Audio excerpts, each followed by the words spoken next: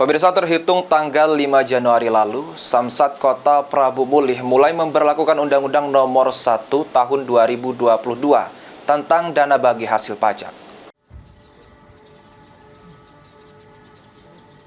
Terhitung tanggal 5 Januari lalu, Samsat Kota Prabu Mulih mulai memberlakukan Undang-Undang Nomor 1 Tahun 2022 tentang HKPD, di mana selama ini Samsat Kota Prabu Mulih masih menggunakan Undang-Undang 28 Tahun 2009 tentang dana bagi hasil pajak. Dengan diberlakukannya undang-undang terbaru ini, maka diberlakukan opsen pajak yang mana 66% dari pendapatan hasil harian Samsat Prabu Mulih langsung disetorkan ke kas pemerintah Kota Prabu Mulih. Dari perjanjian kerjasama yang telah ditandatangani oleh Sekda Provinsi Sumatera Selatan dengan Sekda Kota Prabu Mulih, terdapat kerjasama kewajiban dana sinergi kurang lebih 2% untuk operasional kesamsatan.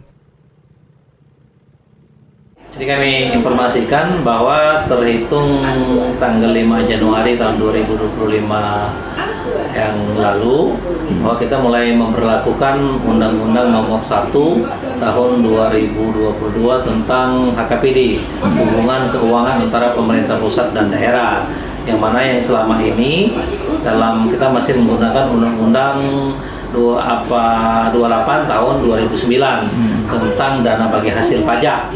Tapi dengan diberlakukannya Undang-Undang Nomor 1 tahun 2022 tentang HKPD ini, maka per 5 Januari kemarin itu diberlakukan option pajak, yang mana 66% dari pendapatan harian Samsat kita itu langsung di-store ke kas pemerintah Kota Prabu Mulih. Jika selama ini Samsat Kota Prabu Mulih melakukan penagihan melalui kasih penagihan di UPTB Samsat, maka untuk tahun ini Samsat bekerja sama dengan Bapenda Kota Prabu Mulih dalam penagihan tunggakan pajak kepada masyarakat maupun kepada instansi yang menunggak pajak. Anggi Perkasa, PAL TV.